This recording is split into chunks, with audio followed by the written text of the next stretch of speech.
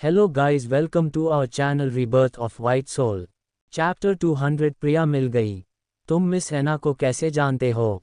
यशराज और रंजीत के पीछे पीछे उनके बॉडीगार्ड भी चले गए। 1 घंटे बाद उनकी कार आकर एक सुनसान सड़क पर रुकी। यशराज ने अपनी भौहें सिकोड़ लिया और रंजीत की तरफ देखकर बोला, प्रिया यहाँ क्या कर रही है? लोकेशन यहाँ क्यों दिखा रहा है? रंजीत भी कंफ्यूज था। बाकी गाड़ी दूर रुक गई। फिर रंजीत और एक गार्ड बाहर निकल गए तो उन्हें रोड के साइड पर एक लड़की पड़ी हुई दिखाई दी। दोनों कुछ देर झिझकने के बाद उस तरफ चले गए। वहीं साइड में जाकर रंजीत ने देखा तो ये कोई और नहीं बल्कि प्रिया थी। प्रिया की तो चेहरा भी अच्छे से पहचान नहीं आ रहा था। उसकी हाथ पैर और चेहरे पर भी कई चोटों के निशान थे। उसकी बाल उसकी आधे छह को ढक रही थी। कुल मिलाकर प्रिया इस वक्त रोड पर पड़ी किसी भिखारी से भी ज़्यादा दयनीय लग रही थी। उसके शरीर पर इस वक्त एक पतला सा ड्रेस था। रंजीत तो शौक में था। उसने गार्ड को इशारा किया तो वो गार्ड वहां से यशराज की गाड़ी की तरफ बढ़ गया। वो यशराज के पास पहुंचकर उसे देखकर डरते हुए बोला, बॉस वो प्रिया मेम मिल गई है, पर उनकी हालत बहुत खराब लग रही है। इतना कहकर गार्ड ने डरते हुए अपना सिर झुका लिया। वहीं यशराज उसकी बात सुनकर गुस्से तमतमा गया और उसका चेहरा भी गंभीर हो गया। वो जल्दी से गाड़ी से बाहर निकला और रंजीत और प्रिया की तरफ बढ़ गया।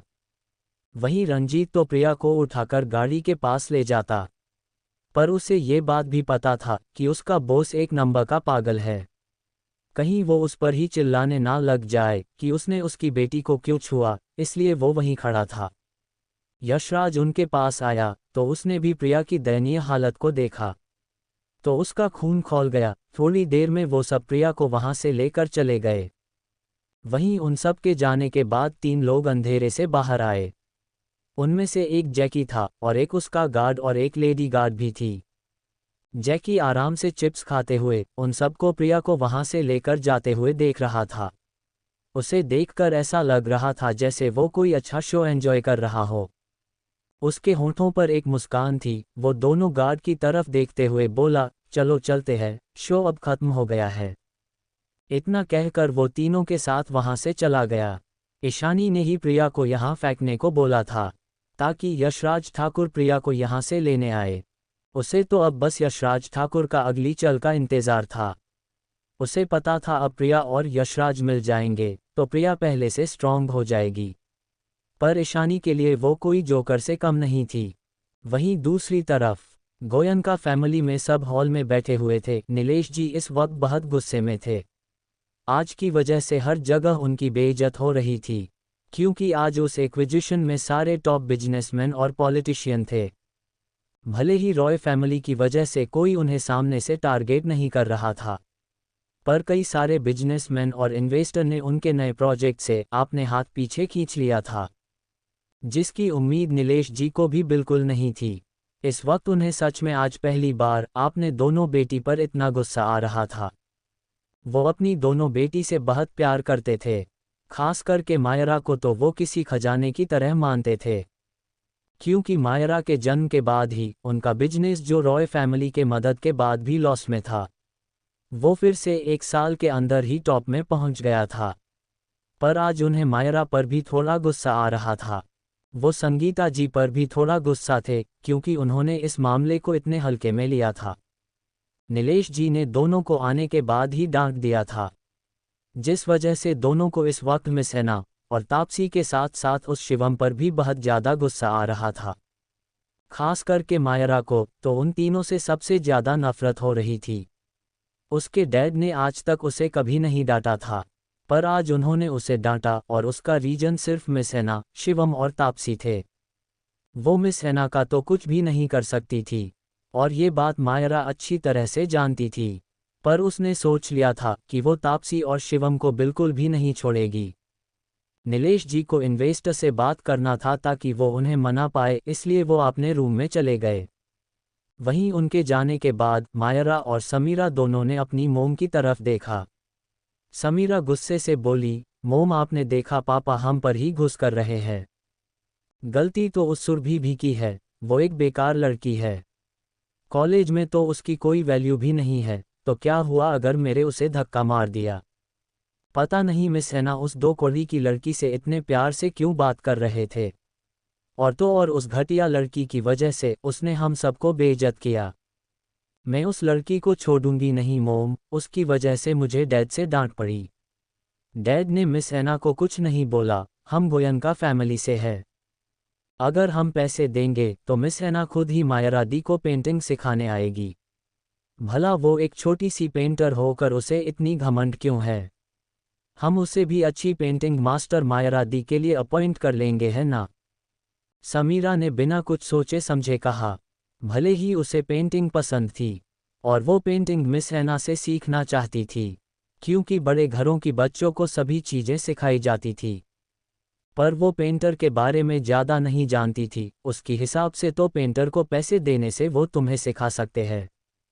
भले ही वो जानती थी कि मिस हैना एक बहुत बड़ी पेंटर है, पर उसके हिसाब से एक पेंटर होना कोई बड़ी बात नहीं थी। वहीं अपनी छोटी बेटी की बात सुनकर संगीता जी को उस आर गुस्सा आ गया। उन्हें समझ नहीं आ रहा था कि उनकी ये बेटी इतनी मूर्ख क्यों है। वहीं मायरा को पता था कि मिस हैना कितनी बड़ी हॉट है, पर अब उसे मिस हैना से नफरत थी, इसलिए समीरा की बातें सुनकर उसे कोई फर्क नहीं पड़ा। पहले वो मिस हैना की स्टूडेंट बनाना चाहती थी, पर वो जानती थी कि मिस हैना उसे कभी अपनी स्टूडेंट नहीं बनाएगी, जिस वजह से उसे मिस हैना पर और भी गुस्सा आ रहा था। तभी संगीता जी समीरा को चुप कराते हुए बोले, चुप करो तुमने आज बहुत बड़ी मुसीबत खड़ी कर दी। मिस हैना कोई छोटे मोटे पेंटर नहीं है, वो पेंटिंग की दुनिया में शिखर पर खड़ी है। उसकी एक बार बुलाने पर टॉप बिजनेसमैन हो या पॉलिटिशियन सब आने को मजबूर हो जाएंगे। आज तक उन्हें किसी ने नहीं देखा, पर उसकी ताकत का अंदाजा कोई नहीं लगा सकता। और ये भी हो सकता है कि वो किसी टॉप बिजनेस फार्मी से हो, इसलिए फ्यूचर में कभी उसे नाराज करने की कोशिश भी मत करना। मिस हैना से हम दुश्मनी मोल नहीं के सकते, ये हमारे लिए ही बुरा होगा। इतना कर उसने मायरा की तरफ देख फिर बोली, आज तुमने भी मुझे बहुत निराश किया है मायरा। तुम्हें हमेशा याद रखना चाहिए कि कब क्या करना है, कब आगे बढ़ना है और कब पीछे हटना है। तुम्हें ये याद रखना होगा। तुम्हें मिस हैना की प्राइवेट एरिया तक मोक्ष का पीछा करने की क्या ज़रूरत थी? अगर किया भी तो जब गार्ड्स ने मना किया तो तुम्हें लौट आना चाहिए था, ना कि उनके साथ तुम्हें झगड़ा करना चाहिए था। तुम्हें अपनी मैनर्स नहीं भूलनी चाहिए। वैसे भी तुम बहुत जल्द इंटर्नशिप के लिए राजवंश कॉर्पोरेशन जाने वाली हो। मैंने तुम्हारे नाना जी से इस बारे में बात की है और मुझे नहीं लगता कि उनकी बात को मोक्ष मना करेगा। वहाँ तुम्हें मोक्ष के आसपास रहने के लिए बहुत सारे मौके मिलेंगे। तब तुम मोक्ष को अपनी ओर आकर्षित कर सकती हो। तुम्हें उस वक्त का इंतज़ार करना चाहिए। अगर तुम ऐसे ही तमाशा करोगी तो मोक्ष और राजवंश फैमिली की नज़रों में तुम और भी नीचे गिर जाओगी। आज की तुम्हारी कारनामे की वजह से तुम ऑलरेडी उनकी नज़रों में नीचे गिर चुकी हो। अगर आगे भी तुमने कोई ऐसा कदम उठाया तो तुम मोक्ष के करीब कभी नहीं जा पाओगी। अपनी मोम की बात को मायरा बड़ी ध्यान से सुन रही थी। वो अपनी मोम की तरफ माफ़ी मांगने की अंदाज में देखते हुए बोली, सॉरी मोम, मैं आगे जो भी करूँगी सब सोच समझ कर करूँगी। आज मैं बस लापरवाह थी, मुझे नहीं पता था कि वो गार्ड्स ये जानने के बाद भी कि मैं गोयनका फैमिली की बेटी हूँ, फिर भी वो मुझे आगे जाने से मना करेंगे, जिस वजह से मुझे थोड़ा गुस्सा आ गया। और मुझे ये भी नहीं पता था कि वहाँ कोई कैमरा है और उसकी फुटेज मिस हैना ऐसे सबके सामने चला देगी। उसकी बात सुनकर संगीता जी बोली, आगे से जो भी करना सावधान रहकर करना। आज की वजह से हमें लॉस हुआ है और तुम्हारे डैड गुस्से में है, इसलिए आगे से ऐसी गलती मत करना। अगर तुम मोक्ष की जिंदगी से ईशानी को निकालकर अपनी जगह बनाना चाहती हो तो हमेशा की तरह शांत और आज्ञाकारी रहो। अपनी मोम की बात सुनकर मायरा ने हाँ में अपना सिर हिला दिया। उसकी मन में मोक्ष को पाने की इच्छा अब और भी बढ़ गई थी। भले ही उसे कुछ भी क्यों ना करना पड़े, वो मोक्ष को पाकर ही रहेगी। वहीं दूसरी तरफ जिंदल विला में धीरेन जी, संध्या जी और सुरभि हॉल में बैठे हुए थे। तभी शुभम खुशी खुशी अपनी चेहरे पर चमक लिए नीचे आ गया। शिवम को इतनी जल्दी आता देख धीरेन जी और संध्या जी हैरान थे। वहीं सुरभि जो अपनी स्कूल जाने के लिए तैयार होकर बैठी थी, वो शिवम को देखकर खुश हो गई। जब से शिवम हॉस्पिटल से आया था तब से वो थोड़ी देर से ही उठता था, और इस बात से धीरेन जी और संध्या जी को कोई प्रॉब्लम नहीं थी, क्योंकि मिस ईशा ने कहा था कि शिव को थोड़ा रेस्ट की ज़रूरत है कुछ दिनों के लिए। वहीं शिवम जल्दी से गेट की तरफ बढ़ गया और खुशी खुशी जल्दी से उसने गेट खोल दिया। उसकी आंखों में इस वक्त चमक थी। जैसे ही उसने गेट ओपन किया तो सामान में गेट से कुछ लोग 2 बॉक्स लेकर आ रहे थे, जिसे देखकर शिवम की आंखें में और भी चमक आ गई। वहीं धीरेन जी संध्या जी शिवम को कंफ्यूज होकर देख रहे थे कि उनका बेटा आखिर इतना खुश होकर क्या देख रहा है। धीरेन जी ने शिवम को देखते हुए पूछा, क्या हुआ शिव? तभी 2 लोग 2 बॉक्स लेकर आ गए। शिवम ने उन दोनों को देखकर बोला, आपको दी ने भेजा है क्या? उसकी बात सुनकर उन 2 लोगों ने हाँ में अपना सिर हिला दिया। तो शिवम एक्साइटेड होकर उन बॉक्स को देखकर बोला, अंदर आओ जल्दी। शिवम की बात सुनकर वो 2 लोग जल्दी से अंदर आए और उन 2 बॉक्स को हॉल में रखकर बाहर चले गए। इतने बड़े बड़े दोनों बॉक्स को देखकर धीरेन जी और संध्या जी ने हैरानी और कंफ्यूजन से पूछा, ये क्या है बेटा? सुरभि भी एक्साइटेड होकर बोली, भाई क्या इसमें कोई गिफ्ट है? वहीं उनकी बात सुनकर शिवम खुश होकर बोला, हाँ इसमें पेंटिंग है, दो ने मेरे लिए भेजा है। वहीं उसकी बात सुनकर धीरेन जी संध्या जी हैरान हो गए। क्या सच में मिस हैना शिवम के इतने करीब है, वो उसे पेंटिंग भेज रही है? उनके बेटे ने कब मिस हैना के इतने करीब चला गया, उन दोनों को पता क्यों नहीं चला? दोनों एक दूसरे को देख कर रहे थे, फिर शिवम को। वहीं सुरभि भी उस बॉक्स की पेंटिंग को देखने के लिए एक्साइटेड थी। कल वो तीनों जल्दी घर आ गए थे, क्योंकि शिवम वहीं मिस हैना के पास कुछ देर के लिए रुक गया था। वो लेट घर आया था। धीरेन जी और संध्या जी ने एक्विजिशन में शिवम से मिस हैना के बारे में नहीं पूछा था, क्योंकि उन्हें वो वक्त सही नहीं लगा था। इसलिए उन्हें अब तक ये पता नहीं था कि ईशानी ही मिस हैना है। शिवम ने उस बॉक्स को जल्दी जल्दी में ओपन किया तो उन 2 बॉक्स में टोटल 4 पेंटिंग थी, जिसे देखकर शिवम खुश हो गया।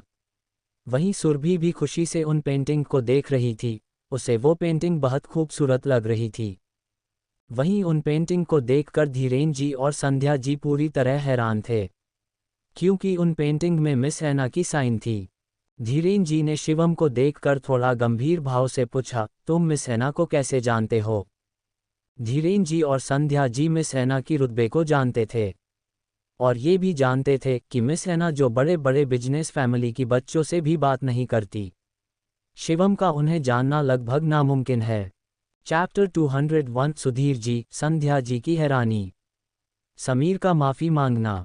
वहीं उन पेंटिंग को देखकर धीरेन जी और संध्या जी पूरी तरह से हैरान थे, क्योंकि उन पेंटिंग में मिस हैना की साइन थी। धीरेन जी ने शिवम को देखकर थोड़ा गंभीर भाव से पूछा, तुम मिस हैना को कैसे जानते हो? धीरेन जी और संध्या जी मिस हैना की रुतबे को जानते थे, और ये भी जानते थे कि मिस हैना जो बड़े बड़े बिजनेस फैमिली की बच्चों से भी बात नहीं करती। शिवम का उन्हें जानना लगभग नामुमकिन है, इसलिए उन्हें समझ नहीं आ रहा था कि शिवम मिस हैना को कैसे जानता है। और इतनी महंगी पेंटिंग जिनकी कीमत शायद करोड़ों में होगी, मिस हैना ने उसे शिवम को क्यों दिया? संध्या जी ने भी शिवम को देखते हुए पूछा, हाँ बेटा तुम मिस हैना को कैसे जानते हो? हम कल तुमसे ये बात पूछ नहीं पाए थे।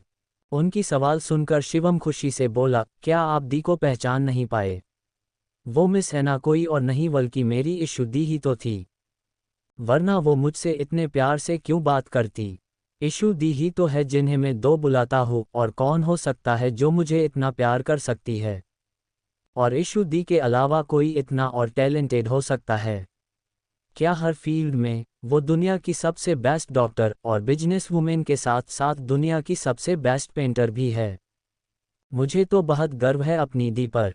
ये कहते हुए शिवम की आंखों में चमक साफ साफ दिखाई दे रही थी। शिवम की बातें सुनकर धीरेन जी और संध्या जी दोनों हैरान हो गए। उन दोनों की आंखें मानो हैरानी से बाहर आने को थी। संध्या जी थोड़ी तेज आवाज में बोले, मतलब मिस ईशानी ही मिस हैना है? उनकी बात सुनकर शिवम ने हाँ में सिर हिला दिया। तो सुरभि खुश होकर बोली, मुझे तो पहले से ही पता था कि वो ईशानी दी है। वो कितनी बड़ी पेंटर है, मैं भी बड़ी होकर उनकी तरह ही एक अच्छी पेंटर बनूंगी। सुरभि तो इस वक्त बहुखुश थी। वहीं धीरेन जी आपने हैरानी से बाहर आ गए। अब वो दोनों समझ गए थे कि क्यों मिस ऐना ने शिवम से इतने प्यार से बात किया। और जब शिवम ने सबके सामने उन्हें हक कर लिया, क्यों उस वक्त मिस ऐना गुस्सा होने के बदले चुप रहे और शिवम से इतने प्यार से बात किया। मिस ऐना कोई और नहीं मिस ईशानी थी और शिवम को वो सच में अपना भाई मानती है, तो वो उस पर भला क्यों गुस्सा करती। सच में मिस ईशानी बहुत ज़्यादा आउटस्टैंडिंग है। दोनों कुछ देर बाद अपनी हैरानी से बाहर आ गए और ईशानी की भेजी हुई पेंटिंग को देखने लगे। उनमें से एक पेंटिंग ऐसी थी जो बिल्कुल बच्चों के कमरे में लगाई जा सकती थी, जिसे ईशानी ने सुरभि के लिए भेजा था, जिस पर कल एक्विजिशन से जाते वक्त उसने उसकी नाम भी लिख दिया था। उस पेंटिंग को देखकर सुरभि और भी ज़्यादा खुश हो गई। वो उस पेंटिंग को उठा नहीं पाई क्योंकि वो पेंटिंग थोड़ी बड़ी थी, इसलिए खुशी से वो उस पेंटिंग को छूते हुए बोली, इस पर मेरा नाम लिखा हुआ है, मतलब इसे दी ने मेरे लिए भेजा है। इसे जल्दी से मेरी रूम में लगवा दीजिए डैड। उसकी बात सुनकर धीरेन जी ने हाँ में सिर हिला दिया। शिवम ने भी आपने रूम में 2 पेंटिंग लगवाने को बोल दिया। इस वक्त वो बहुत ज़्यादा खुश लग रहा था उन पेंटिंग्स को देखकर। जब स्टाफ आकर पेंटिंग को ले जाने लगे तो शिवम भी उनके पीछे पीछे जल्दी से अपनी रूम की तरफ जाते हुए बोला, मुझे कॉलेज जाना है। आज हम सबका पहला दिन है, मुझे जल्दी से दी से मिलकर उन्हें इन पेंटिंग के लिए थैंक यू भी बोलना है। शिवम के वहां से जाने के बाद धीरेन जी संध्या जी की तरफ देखकर बोले, मिस ईशानी बहुत टैलेंटेड है। जब से मिस ईशानी हमारी जिंदगी में आई है तब से सब कुछ ठीक हो गया है। संध्या जी ने भी हाँ में अपना सिर हिला दिया और बोले, सच में मिस ईशानी हम सब की जिंदगी में उम्मीद के एक किरण बनकर आई थी। पहले उन्होंने हमारे शिवम को मौत के मुंह से बचा लिया, फिर हमें बिजनेस में क्राइसिस होने से बचाया और इतनी इम्पोर्टेंट इन्फॉर्मेशन भी दे दिया। और उन्होंने ये सब सिर्फ शिवम के लिए किया क्योंकि वो शिवम को अपना भाई मानती है। फिर दोनों के बीच भाई बहन का जो प्यार है और जिस तरह से मिस ईशानी शिवम के सामने हमेशा ढाल बनकर रहती है, उसे देखकर तो कोई भी यही कहेगा कि वो दोनों आगे भाई बहन है।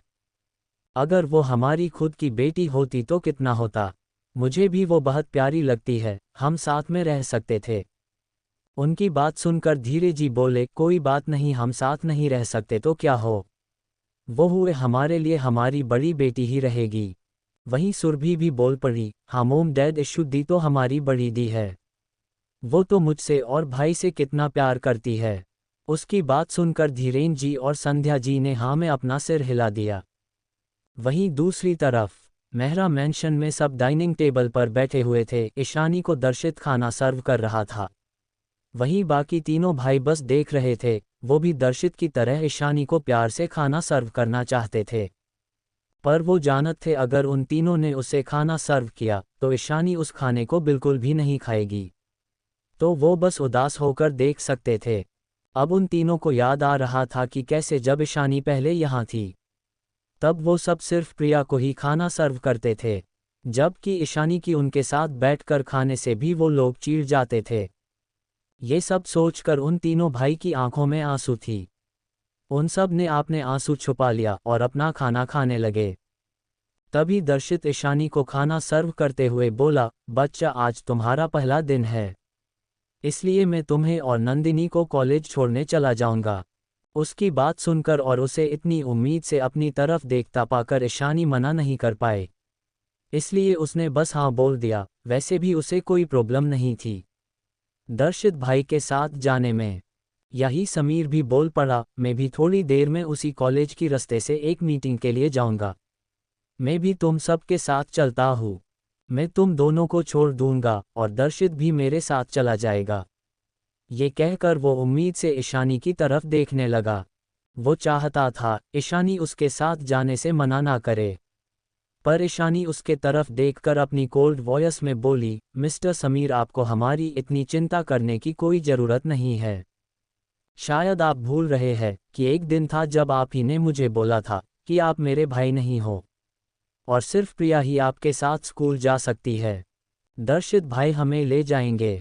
फिर एक रहस्यमयी मुस्कान अपनी चेहरे पर लाकर बोली, हमें कॉलेज छोड़ने से अच्छा आप आपकी प्यारी इकलौती बहन को क्यों नहीं ढूंढते? क्या पता कहाँ किस हालत में होगी। वैसे मुझे लगता है वो जिंदा तो जरूर होगी। वैसे भी आपकी बहन जैसी घटिया लड़की इतनी जल्दी नर्क नहीं जाते।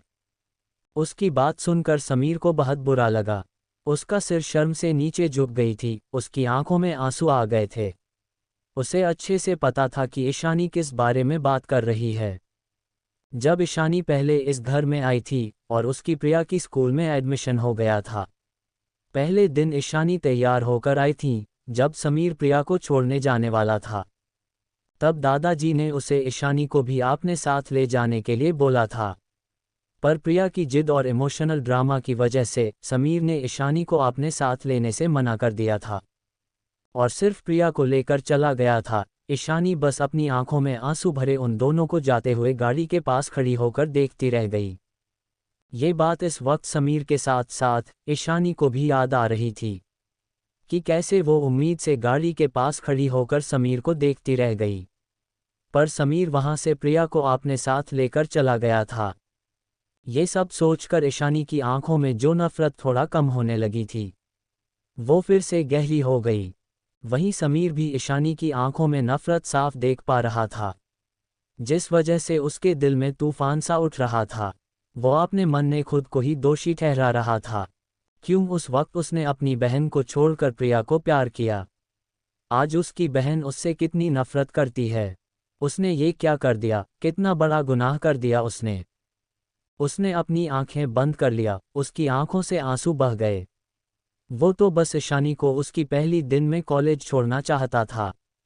उसने तो प्रिया के बारे में कोई बात भी नहीं की थी, पर लगता है उसने ईशानी की पुराने जख्म को फिर से कुरेद दिया था। वहीं बाकी सब भी ईशानी की बात को समझ रहे थे। सब ईशानी की आंखों में नफरत को साफ देख पा रहे थे। सुकेत जी और आरती जी की दिल में टीस सी उठी। उन लोगों ने अपनी हरकतों से अपनी बेटी को कितना दुख पहुंचाया था। उन्हें अब समझ आ रहा था, काश उस वक्त वो ईशानी को प्यार देते। दर्शित और रेहान, अयान को भी बुरा लग रहा था, पर गलती तो उन सब की थी। तो अब ईशानी अगर उनसे नफरत भी करती है तो कोई बड़ी बात नहीं है। समीर ईशानी की तरफ देखकर अपनी आंखों में आंसू लिए नर्म भाव से बोला, ठीक है, अगर तुम मेरे साथ नहीं जाना चाहती हो तो मैं तुम्हारे साथ नहीं आऊंगा बच्चा। पर क्या तुम मुझे एक चांस दे सकती हो? क्या तुम मुझे बस एक बार माफ कर सकती हो? मुझे पता है कि मैंने सिर्फ गलती नहीं गुनाह किया है, जिसकी माफ़ी मिलना से मुश्किल है, पर क्या मुझे तुम एक चांस दे सकती हो? इतना कहकर वो अपनी जगह से उठ गया और आकर ईशान की चेयर के पास घुटनों पर बैठ गया और उसकी एक हाथ को पकड़कर रोने लगा।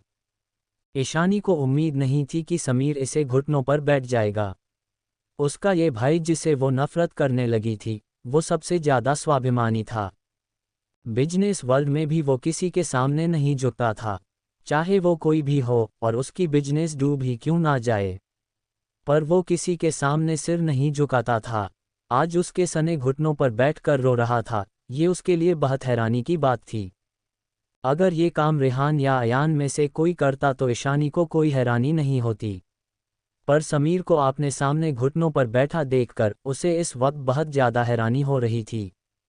समीर अपनी आंसू भाए आंखों से ईशानी की तरफ देख रहा था। वहीं बाकी सब भी समीर को हैरानी से देख रहे थे।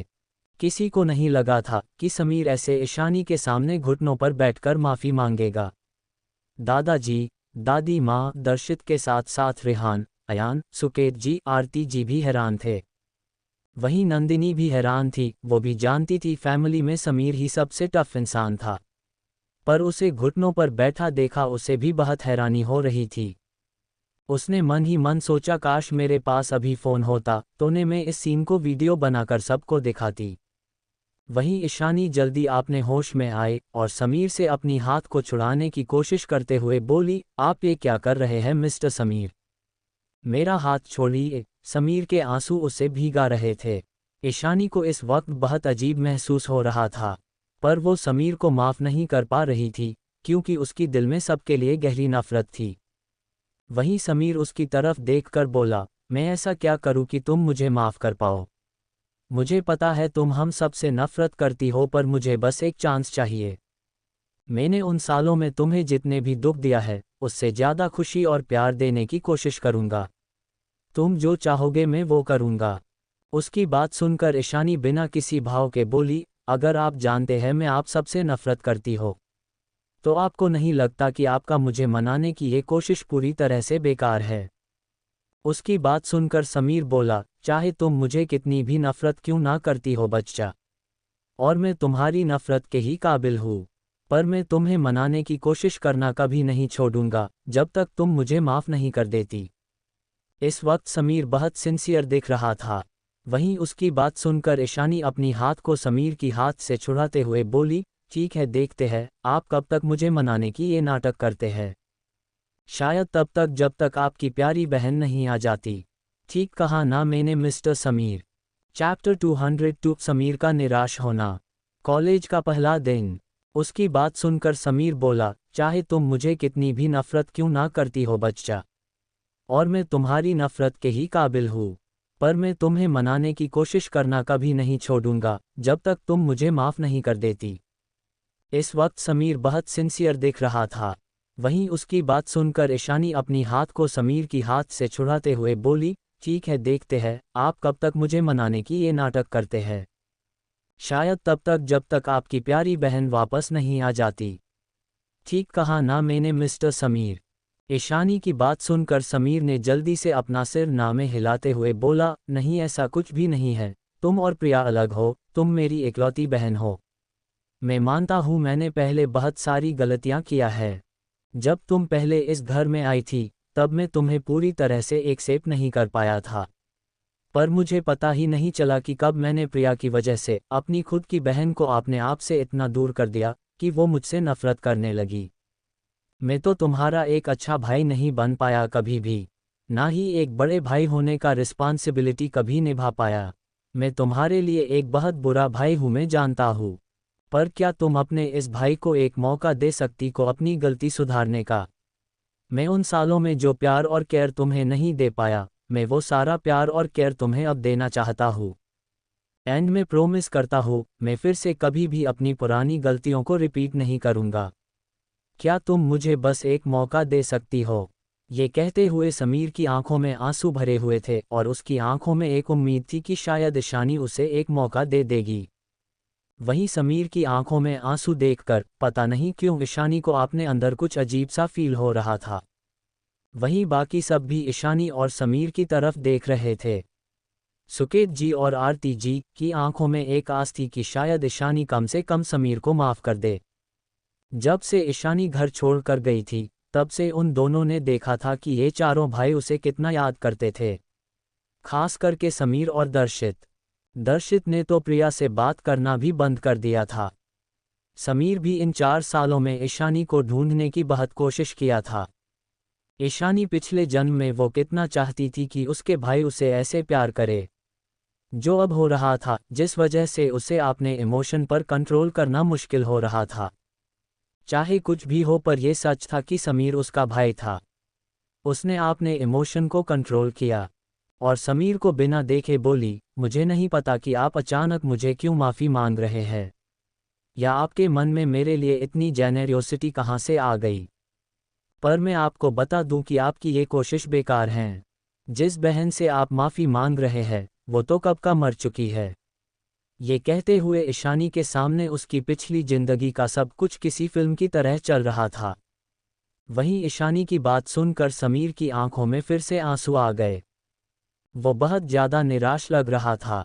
उसे ऐसा लग रहा था जैसे उसके दिल में कोई चाकू से वार कर रहा हो, पर उसकी उम्मीद अभी तक नहीं टूटी थी। वो ईशानी को कैसे भी की करके बस मनाने के बारे में सोच रहा था। वहीं बाकी सबको भी ईशानी की बात सुनकर दुख हुआ, खास करके रेहान, अयान, सुकेत जी और आरती जी को। उन्हें अपनी उम्मीद जैसे टूटती हुई सी महसूस हो रही थी।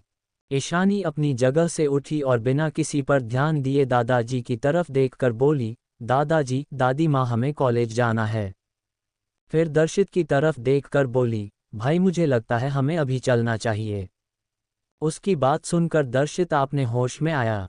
वहीं दादाजी और दादी माँ ने भी अपना सिर हाँ में हिला दिया, क्योंकि वो इस वक्त कुछ नहीं कर सकते थे, पर उन्हें समीर के लिए बुरा भी लग रहा था। दर्शित ने ईशानी को हाँ बोला, फिर बाहर की तरफ चला गया। वहीं ईशानी और नंदिनी भी अपनी रूम की तरफ चले गए बैग लेने। पर नंदिनी को आज पहली बार समीर के लिए बुरा लग रहा था, उसे घुटनों पर बैठा देखकर, पर उसे पता था कि इन लोगों ने ईशानी को बहुत दर्द दिया है, जिस वजह से ईशानी उन्हें माफ़ नहीं करने वाली है। दोनों बैग लेकर थोड़ी देर में नीचे आ गई। सच कहे तो ईशानी को नंदिनी ने जबरदस्ती बैग पकड़ा दिया था, वरना ईशानी को बच्चों जैसे बैग ले जाने में कोई इंटरेस्ट नहीं थी। वो दोनों दादा दादी को बोलकर दोनों बाहर चले गए। वहीं उन दोनों के बाहर जाते ही समीर भी नीचे आ गया, उसके हाथ में एक फाइल थी। रेहान और अयान भी नीचे आ गए थे अपनी बैग लेकर, क्योंकि उन दोनों को भी कॉलेज जाना था।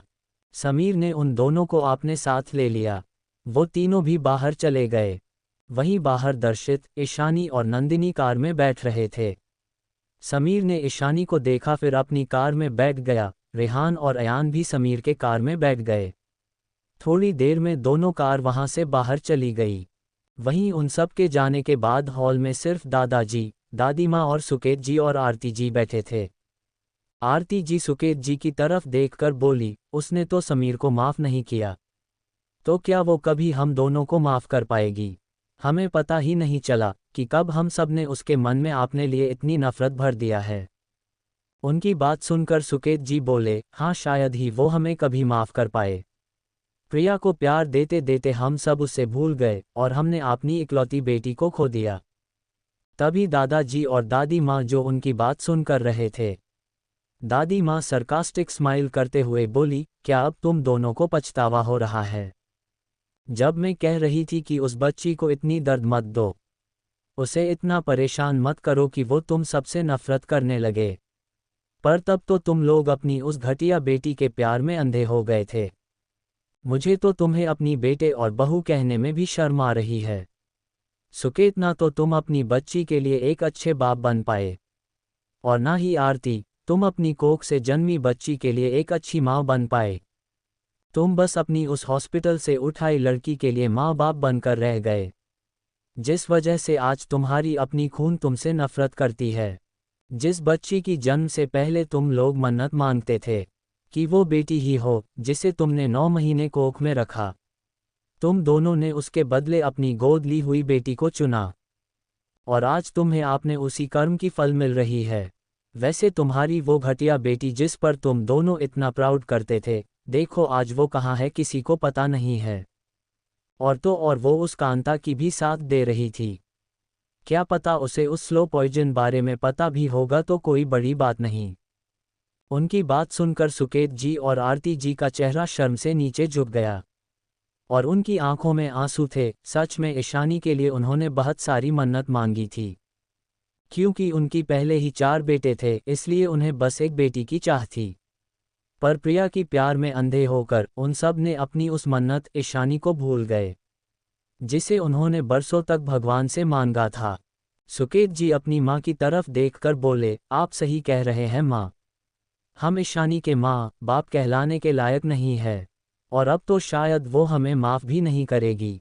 फिर उनकी होंठों पर एक मुस्कान आ गई, जैसे वो खुद का ही मजाक उड़ा रहे हो। फिर उन्होंने अपनी माँ बाप की तरफ देखकर कहा, मैं तो अपनी बेटी को प्रोटेक्ट भी नहीं कर पाया, जब उस पर जेल में इतनी बुरा बर्ताव किया जा रहा था। ऐसा बाप हूँ मैं कि वो तो हम सब की तरफ देखती भी नहीं है, तो माफ़ी मिलना तो मुश्किल है, और मुझे अपनी बेटी की दी हुई ये सज़ा मंजूर है। वो हम दोनों को अपनी डैड मोम नहीं मानती, यही हमारे लिए सबसे बड़ी सज़ा है। अब अगर वो हमें माफ़ नहीं करती, तो भी मैं उसे कभी हमें माफ़ करने के लिए फोर्स नहीं कहूँगा। हमारी बेटी जितने दिन हमारी आंखों के सामने, मैं उसे देखकर खुश हूँ। उनकी बात सुनकर दादाजी दादी माँ की आंखें में हैरानी थी। तभी आरती जी रोते हुए बोली, आप ये कैसी बात कर रहे हैं? वो हमारी अपनी बेटी है। मुझे पता है हम सब ने बहुत बड़ी गलती किया है, इसलिए वो अभी हम सब से नफरत करती है, पर हम कोशिश करके उसकी नफरत को कम तो कर सकते हैं। क्या पता वो हमें माफ़ कर दे। उनकी बात सुनकर सुकेत जी आपने सिर नामे हिलाते हुए बोले, आपको क्या लगता है हम सब ने जो किया है उसके बाद ईशानी हमें माफ़ करके एक और चांस देगी? इतना कहकर उन्होंने आरती जी को एक बार देखा, फिर वहां से उठकर अपनी स्टडी रूम की तरफ चले गए। वहीं आरती जी को पता था सुकेत जी की बातें सच है, पर वो ये सच को मानने के लिए तय नहीं थी। उन्होंने सोच लिया था कि वो कुछ भी करेंगे, समीर की तरह अपनी घुटनों पर बैठकर माफ़ी मांगेंगे ईशानी से, पर वो अपनी बेटी को फिर से पाकर रहेंगे। बस एक बार वो ईशानी से पहले की तरह माँ सुनना चाहते थे। वहीं दादाजी और दादी माँ उन दोनों की मन की बात समझ रहे थे, पर वो कुछ नहीं बोले और वहां से चले गए। वहीं दूसरी तरफ दर्शित की कार आकर कॉलेज की गेट की बाहर रुकी। दर्शित बाहर आया और ईशानी की साइड का गेट खोल दिया। ईशानी और नंदिनी दोनों बाहर आए। वहीं उनके पीछे पीछे समीर की कार भी आकर उनके कार के पास में रुकी। समीर के साथ रेहान और अयान कार से बाहर आए। पीछे समीर की बॉडीगार्ड की कार थी। वहीं सबकी नज़र उन कार पर पड़ी। इस वक्त कॉलेज में काफ़ी भीड़ थी, सब कॉलेज में ही आ रहे थे, क्योंकि न्यू एडमिशन के बाद न्यू स्टूडेंट्स का आज पहला दिन था। वहीं सीनियर भी आज बहुत जल्दी आ गए थे। भले ही कॉलेज का रूल बहुत स्ट्रिक्ट था, फिर भी सीनियर जूनियर के साथ थोड़ा बहुत मजाक मजाक में रैगिंग कर ही लेते थे, खास करके अमीर घर के बच्चे। सभी स्टूडेंट की नज़रें गेट से अंदर आते हुए ईशानी, नंदिनी और उसके पीछे आते हुए रेहान और अयान पर थी। ईशानी की खूबसूरती देखकर सब उसे आंखें फाड़कर देख रहे थे। उन्होंने आज से पहले इतनी खूबसूरत लड़की कभी नहीं देखा था। ईशानी की ऑरा और प्रेसेंस बहुत डोमिनेटिंग थी। उसने ब्लैक टॉप, ब्लैक जींस के साथ एक ब्लैक लेदर जैकेट डाला हुआ था, जो उसकी लुक को और भी एनहांस कर रहा था। उसने अपनी बालों की पोनी बनाई हुई थी और होंठों पर लिप ग्लॉस। उसकी ग्रे आंखें जैसे किसी गहरी समुंदर की तरह लग रही थी। उसकी दूध जैसी गोरी और फ्लैलेस स्किन जैसे पिघलती हुई बर्फ की तरह लग रही थी। बिना मेकअप के भी वो वहां खड़ी हर एक लड़की से 1000 गुना ज़्यादा खूबसूरत लग रही थी। लड़के तो उसे देखकर जैसे हिप्नोटाइज हो रहे थे। उसकी इतनी डोमिनेटिंग ऑरा और पावरफुल प्रेजेंस के बाद भी वो सब लड़के लड़कियां खुद को उस हद से ज़्यादा खूबसूरत लड़की को देखने से खुद को रोक नहीं पा रहे थे। ज़्यादातर लड़कियों को तो ईशानी की खूबसूरती को देखकर जलन महसूस हो रही थी। कुछ पल के लिए जैसे वक्त थम सा गया था। कॉलेज का शोर भरा माहौल जैसे पूरी तरह से खामोश हो गया था। सब ईशानी की खूबसूरती में इतनी खो गए थे। एक लड़की जो ईशानी को देखने में खो गई थी, वो अपनी होश में आई। फिर जब उसने देखा कि उसका बॉयफ्रेंड भी उस लड़की को कैसे खोए हुए देख रहा था, तो उसे इतना गुस्सा आया कि उसने उसके पैर पर जोर से अपनी सैंडल से दे मारा। तो उस लड़के की चीख निकल गई। उसकी चीख सुनकर सब जैसे आपने होश में आ गए और ईशानी की तरफ देखने लगे जो बिना इमोशन के अंदर आ रही थी। सब ने देखा था कि ईशानी और नंदिनी दर्शित के साथ आए थे, तो वो सब समझ गए कि ये दोनों लड़कियों की बैकग्राउंड बहुत पावरफुल होगी। वहीं बाहर खड़े समीर और दर्शित के साथ साथ रेहान और अयान को भी सबको ऐसे अपनी बहन की तरफ देखता पाकर गुस्सा आ रहा था। चारों ने उन सभी लड़कों को गुस्से से घूर कर देखा, जैसे अभी उन सभी को खा जाएंगे। रेहान जल्दी से ईशानी के पास जाकर बोला, इशू क्या तुम्हारी ये बैग थोड़ी भारी नहीं लग रही है? इसे मुझे 2 में पका लेता हूँ, मैं इसे तुम्हारी क्लासरूम तक ले जाऊंगा।